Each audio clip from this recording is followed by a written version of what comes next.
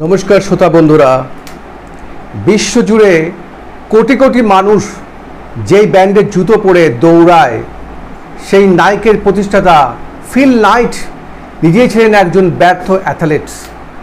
হ্যাঁ, আপনি ঠিকই শুনেছেন, তিনি জীবনের অনেকটা সময় দৌড়ের পেছনে দিয়েছিলেন, প্রচুর রেস জিতেছিলেন, কিন্তু জাতীয় পর্যায়ে কখনো জায়গা করে নিতে পারেননি।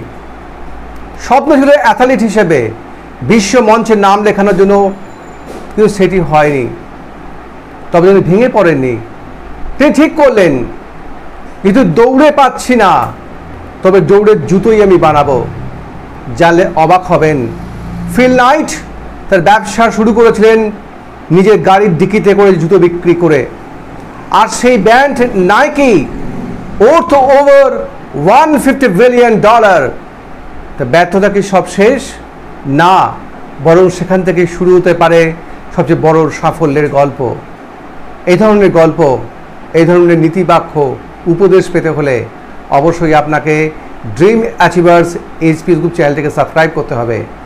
আপনারা যেভাবেন আমার এই চ্যানেলটিকে আপনারা সাবস্ক্রাইব করছেন, লাইক করছেন, শেয়ার করছেন, আমরা ভীষণভাবে আপ্লুত এবং সমৃদ্ধ হচ্ছি। আগামী দিন আরও নতুন নতুন ভিডিও নিয়ে আপনার সামনে উপস্থিত হব। অবশ্যই ডান দিকে দেওয়া বেল আইকনে প্রেস করবেন।